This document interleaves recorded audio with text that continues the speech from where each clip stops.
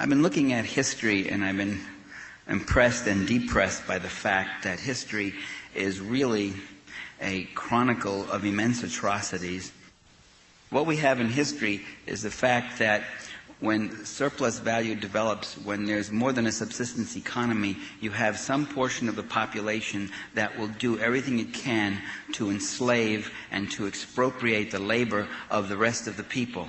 Whether it's a slave society, as in ancient Greece and Rome, or feudal society where people were reduced to serfs, or in a capitalist society where people are driven to the edge of insecurity and made to work faster and harder. And one of the things that's used in that arrangement is a very conscious instrument of control that's very necessary. And that instrument is called the state.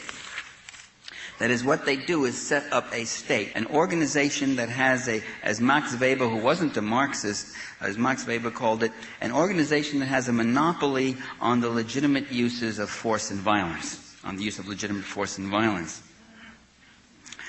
But that's what we have today.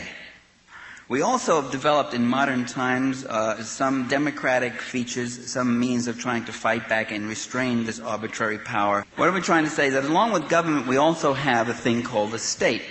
And along with governance, along with policies, and along with those things, we have this other instrument, even in a democratic state. And that instrument, whether it's in democratic France, or democratic England, or democratic Germany, or democratic Italy, or democratic USA, or democratic Canada, and all these countries, all of them have these other instruments and agencies that act like a bunch of gangsters, that act repressively, that use surveillance, that use every dirty trick in the book, unequal enforcement of tax laws, name it. The bringing in of drugs into whole neighborhoods and communities, trumped up murder charges, assassination. And that you have in the middle of these democracies, you have the state within the state known as the national security state.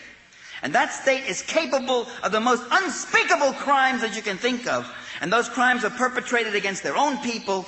They're perpetrated against people all around the world. Not long ago, I got a letter from a woman who's been a community organizer in Chicago. And she said with grief in her heart, she said, I remember the 60s. I remember the tremendous democratic organization and leadership that was developing in the Latino and African American communities. And I remember those leaders, and every single one of them today is either dead, shot by the police, or in Marion prison on trumped-up charges.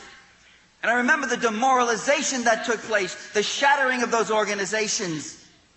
And after those organizations were shattered and demoralized, then in came the drug traffickers. And those drug traffickers, the thing I remember the most about them is that they were aided and abetted by the feds, by the federal agents themselves. And this is what happens. That is, we are dealing with a state that was engaged in domestic counterinsurgency, and it was more interested in having a population that was unorganized and demoralized than a population that was organized, that was effectively fighting for its democratic rights. Because if it's organized and it's effective and it's powerful, it will start making demands and start pursuing its interests, and it will start cutting in on the interests that those police and those coppers and those undercover people and those forces of military and law and order are dedicated to protecting the status quo, protecting those with property against those who don't have it. And by the way, for the last 1,000 years we've had theorists who've made that point, except they make it proudly.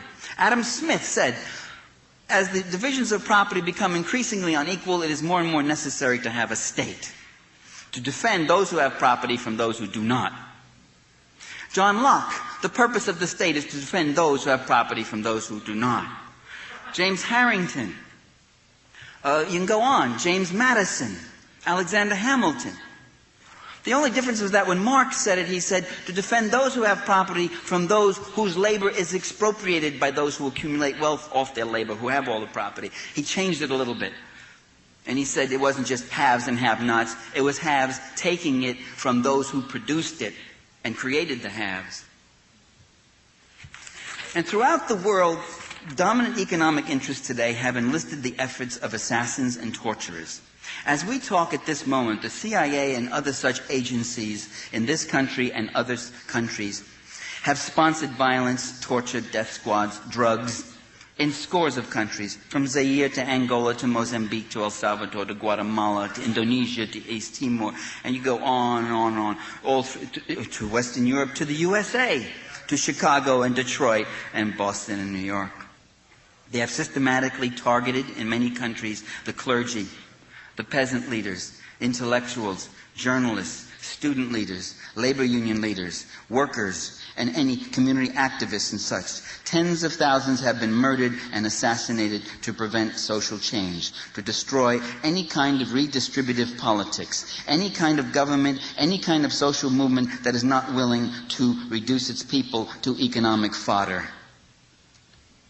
And with NAFTA, with the North American Free Trade Agreement, we now see the third worldization of the USA will continue full speed ahead. The gangster nature of the state is cloaked by the democratic facade and by the democratic substance of the government. I mean, there is some democratic substance there. Democratic victories have been won. We have struggled, and certain things have been won. And yet, in the midst of this state still goes on. And what is so compelling about an issue like drugs, as Michael Levine is pointing out, is that it's not that we're saying the government is not doing enough about drugs, or that we're losing the war against drugs. It's that the government or elements in it are active perpetrators and purveyors of drugs. And what it is so compelling about the JFK assassination is how nakedly the gangster nature of the state is revealed. It is an awakening. And to know the truth about the JFK assassination is to create a delegitimating force that calls into question the entire state system and the entire social order it represents. And this is why for 30 years the mainstream press has suppressed or dismissed out of hand the findings about JFK's death. The findings of independent investigators like Peter Dale Scott, Harold Weisberg, Carl Oglesby, Mark Lane, Anthony Summers, Philip Melanson, Jim Garrison, Cyril Wecht, and dozens of others. They're called assassination buffs. They're not buffs. Even that word is a limiting and marginalizing and diminishing term. A buff is a kind of a hobby pursuer, you see. It's a kind of a quirky person who follows quirky little interests. Would you talk about Holocaust buffs, would you? No. They are serious investigators of a very serious crime, which leads to all sorts of serious understandings about the criminal nature of the state. And this is why they relentlessly, the mainstream media and the opinion leaders and the political leaders of this country, relentlessly attack or ignore this literature. And this is why they give fulsome, gushing, ready publicity to the likes of Gerald Posner with his book Case Closed, which got put into every major magazine. I couldn't put the TV on all week without seeing this guy's face and hearing him blather these kind of cliche statements whose credibility are dependent on you being totally ignorant of what the investigators for 30 years have been uncovering and the questions that have been raising. And who did a grotesque, idiotic whitewash of the whole thing. And this is why they savaged Oliver Stone's movie JFK. A movie that was very accurate about the specifics of the murder. A movie that reached millions of people, that broke through that thing that they were keeping down. The only movie in the history of Hollywood, and I wrote a book called Make Believe Media, which is about TV and film, so I think I know something about films. At least I did spend the better part of a year reading a lot of literature. It's the only movie that I know of that was attacked 6 months before it was ever released. In the Washington Post and in the New York Times and in Time and Newsweek, and attacked relentlessly for a year after it was released. And this is also why in this past week they kept up the relentless propaganda campaign with the 30th anniversary of the Kennedy assassination to show that Oswald was the lone assassin. And they're always limiting the question, just as the Warren Commission did a priori, was Oswald a lone assassin? Did he act alone? Did he or did he not act alone? Meanwhile, all the serious investigators have a different question. It's not that. He was not at all one of the people who shot Kennedy. He did not act at all, although he was involved in another way. He was involved as a fall guy. And this is why they do this. If you want to know why, you just listen to them. It's not my analysis, it's what they say. The propagandists of the right and the center know why they've got to trash this issue and contain it. Listen to what Tom Wicker of the New York Times had to say. Now, Tom Wicker, he's never written a movie review in his life. JFK came out, and Tom Wicker, who was a columnist, a Washington columnist for the New York Times, suddenly became a movie reviewer. And instead of getting the usual movie review length of 800 words, he got 2,000 words. It's a whole page with pictures and all that. And in that review, he tells us that if the, quote, wild assertions in Oliver Stone's movie are taken at face value, Americans will have to accept the idea that most of the nation's major institutions conspired together and carried out Kennedy's murder. In an era, Wicker goes on, in an era when mistrust of government and loss of confidence in institutions, the press not the least, are widespread and virulent, such a suggestion seems a dubious public service. So truth or not truth has nothing to do with it. He's saying the question is institutional legitimacy. Wicker understands the heart of the matter. A full revelation about the murder would be a serious attack upon the legitimacy of the dominant institutions of state and class. The press not being the least of one of those institutions, a faithful servant of it. The system that New York Times writers faithfully defend. Playing before mass audiences, the movie JFK did not finger a cabal of malevolent perpetrators, but in fact pointed the finger at the national security state itself as the murderer. Damage control. You know, back in 1978, the House Select Committee reported, in fact, after an investigation, that there was more than one assassin shooting Kennedy. And there, therefore, was a conspiracy. In response, the Washington Post immediately editorialized in 1978, quote, "Could it have been some other malcontent whom Mr. Oswald met casually?" It gets better. It gets better with. Could not as many as 3 or 4 societal outcasts with no ties to any one organization have developed in some spontaneous way a common determination to express their alienation in the killing of President Kennedy? It is possible that 2 persons acting independently attempted to shoot the president at the very same time.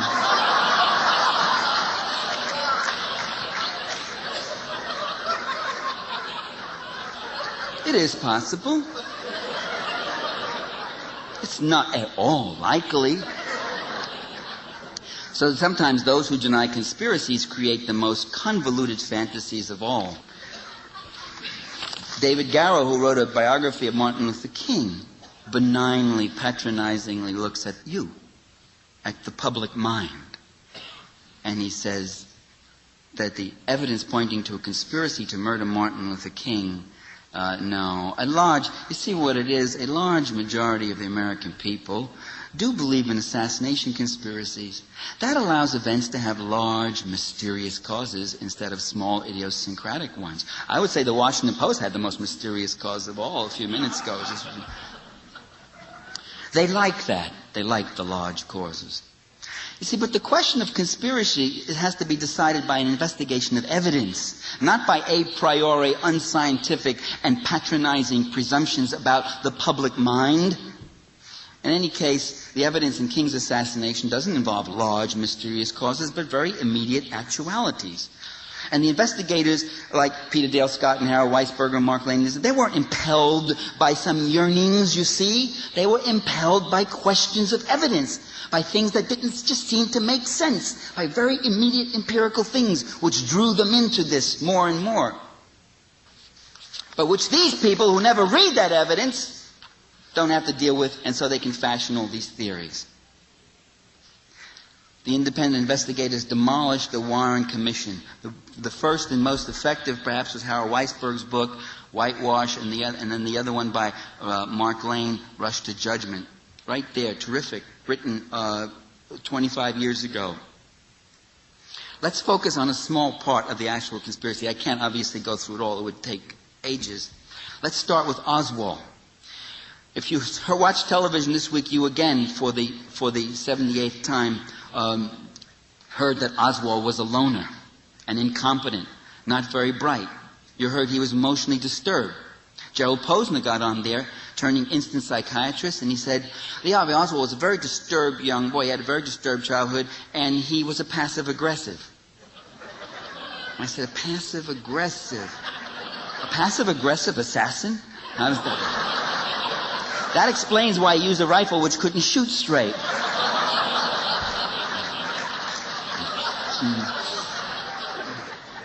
He also was a leftist. Alexander Cockburn has joined the right and the center, and in a column in the Examiner said he was a leftist. The truth is something else. Lee Harvey Oswald, all his IQ tests show that he was above average intelligence. He was a bright guy, a quick learner. Lee Harvey Oswald spent most of his adult life not as a lonely drifter, but directly linked to the U.S. intelligence community. At the age of 18 in the U.S. Marines, he had secret security clearance, and he was working at Marine Air Control in Atsugi base in Japan. Atsugi was a top secret base where the CIA launched some of its U-2 flights and did other kinds of covert operations in China. The next year, at the age of 19, he was assigned to El Toro Air Station in California with security clearance to work radar. And here he emerged, certain strange things began to happen. He emerged as a babbling Russophile and Soviet communist. He started playing Russian language records at blast level in his barracks. He started addressing his fellow Marines in Russian. He read Russian books and touted Soviet communism as, quote, the best system in the world. He called his fellow Marines comrades. Now, the U.S. Marine Corps in 1958 was not exactly known as a bastion of liberal tolerance and free thinking. My buddy Bernard Livingston wrote a book called Closet Red. He tells of his experiences in the Army where they had to filter out anybody who had funny opinions, who had pinko-ish opinions or whatever else. They had to be reported. That the Army constantly, and I'm sure the Marines, constantly surveils anybody who might outspokenly or actively begin to say or act certainly in the way he did. But in this instance, Oswald's Marine commanders didn't mind. He kept his security clearance. He kept all the radar records. He could see what was going in and out and knew all about the things that were happening there. And a wealth of sensitive radar information and other highly sensitive information from sensitive bases, black operations as they were called. Well, if Oswald was a Soviet spy or a Cuban spy, as some people now claim, he certainly had a novel way of building a cover. Other odd things began happening. In February 1959, Lee Harvey Oswald failed the Marine Corps proficiency test in Russian. 6 months later, he was practically fluent in Russian. Only in 1974, a document that was dislodged from the Warren Commission that had been secreted, thanks to Howard Weisberg's legal efforts, got the document out. It was shown that Oswald had attended the U.S. Army Monterey School of Languages. Now, Monterey is not open to anyone who just happens to have a hobby, a language hobby. You go only for serious training, and you are sent by the government, and it must be related to government work in a language picked by the government, which is related to specific assignments. So Oswald learned Russian at the U.S. Monterey School of Languages. Another odd thing, Oswald was given an early discharge from the Marines because his mother had injured her foot. That's called a dependency discharge. Your parent needs you. A jar had fallen on her toe. And he put in the request, and he got it within a week. His fellow Marines were astonished at the velocity of the release. It also so happened that the jar fell on her foot a year before the discharge. but she was having, it wasn't healing right, you know. This was only one of a number of very strangely favorable treatments that the U.S. government began to give Lee Harvey Oswald. He then defected to the USSR. But how? Philip Melanson raises the question. To get to Russia in those days, it would have cost $1,500. Lee Harvey Oswald's bank account showed a deposit of only $203. After he arrived in London and was there, he left London and went to Helsinki on October 11, on a day when there were no available commercial flights that would have allowed him to make it in one day. He had some kind of private transportation to get to Helsinki. In Russia, he announced that he was renouncing his U.S. citizenship and that he had lots of secrets that he was going to give to the Soviets. He even went into the U.S. Embassy and announced that and made sure they all knew it. The Soviets didn't bite. They let him stay, but they at no time thought he could be an agent of any use to them. They kept him under constant surveillance. He worked in a factory. He showed no particular interest in guns, but he belonged to the factory's gun club. He used to join in the rabbit shoots, and he could never hit the rabbit. Always someone had to come behind him and shoot the rabbit while he was firing. Otherwise, they would have been there all day. It was a joke. He was a miserable marksman, as he had been in the U.S. Marines. He had been flagged again and again he missed the whole target a number of times. You get the flag. So Lee Harvey Oswald's show couldn't hit the side of a barn. Now, if Lee Harvey Oswald was really a defector and not a U.S. spy, then U.S. intelligence could well have taken the view that his was one of the most damaging defections in history. Now, what's done in all defections, especially definitely those connected with government and military, is that there's a damage assessment. No damage assessment was ever made on Oswald's defection. This did come out in the Warren Commission and the House Select Committee. There was no damage assessment. Guess it was just overlooked. We don't know. After 2.5 years, he applies to return to the U.S. This is after renouncing his citizenship, announcing he was going to give away secrets. And instead of being grabbed when he comes out and tried as a traitor, the U.S. accepts him back. And he says he was never debriefed. In fact, he was debriefed in Holland, in Amsterdam, but the CIA has no record of debriefing him, doesn't know who he is, never touched him, was never near him. And their explanation before the commission was that there were so many tourists coming in and out, that there was nothing particularly about him that would catch our attention. One might wonder, what is needed to catch your attention? A defector, secrets, all that. After the assassination, the CIA claimed that they suspected that he was a Soviet spy. They still didn't debrief him then. That makes it even more curious. He gets out of Russia, and what does the State Department do? They give him money. They give him money to travel back to the U.S. and get set up. They pay all his travel and moving expenses and those of his wife's. He's given back his passport with full rights to travel anywhere and denounce the U.S. government again someplace else. His wife is exempted from usual immigration quotas. No waiting.